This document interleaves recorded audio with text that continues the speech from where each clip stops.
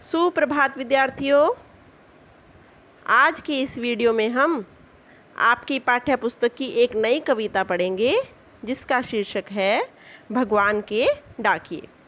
इसके कवि रामधारी सिंह दिनकर जी हैं।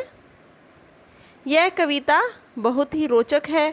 इसे शुरू करने से पहले हम इस कविता के कवि श्री रामधारी सिंह दिनकर जी के जीवन परिचय के बारे में जानेंगे। श्री रामधारी सिंह दिनकर जी का जन्म सन 1908 ईस्वी में बिहार राज्य के मुंगेर जिले के सिमरिया घाट नामक गांव के एक साधारण किसान परिवार में हुआ था। इनकी साहित्यिक उपलब्धियों के लिए भारत सरकार ने इन्हें पद्म भूषण से अलंकृत किया था। इनकी मृत्यु सन 1974 में हुई। अब बच्चों, ये तो इनका जीवन परिचय था। अब इनकी कुछ रचनाएं देखते हैं। इनकी कुछ रचनाएं इस तरह से हैं: संस्कृति के 4 अध्याय, रेती के फूल, मिट्टी की ओर, शुद्ध कविता की खोज, लोकदेव नेहरू, देश विदेश आदि। इनकी कुछ काव्य रचनाएं भी हैं: हुंकार, रेणुका, उर्वशी, कुरुक्षेत्र, परशुराम की प्रतीक्षा, हारे का हरिनाम आदि।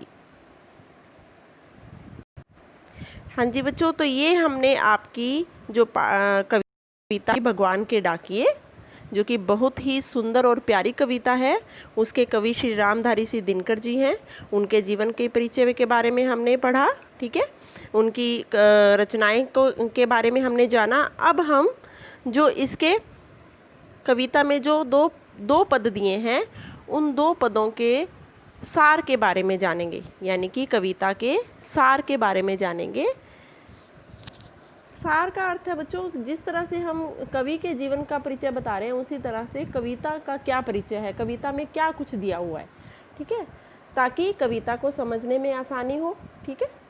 तो देखिए, राष्ट्र कवि श्री रामधारी सिंह दिनकर द्वारा प्रस्तुत कविता भगवान के डाकिए में प्रकृति के अंग, अब प्रकृति के अंग क्या होते हैं बच्चों? पक्षी और बादल को डाकियों के रूप में प्रस्तुत किया गया है।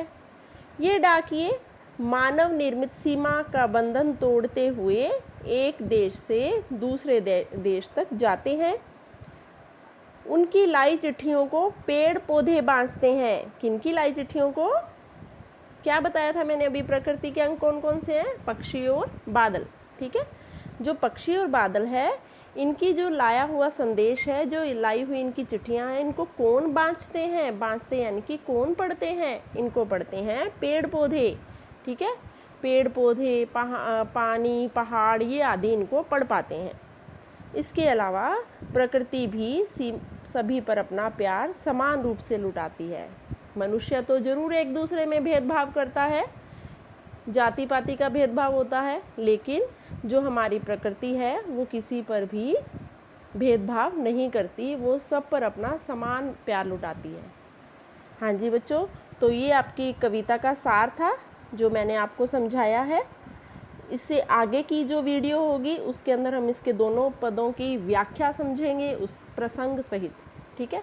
तो मैं आशा करती हूँ कि जितना मैंने आज आपको इस वीडियो में समझाया है वो आपको अच्छी तरह से समझ में आ गया होगा। धन्यवाद।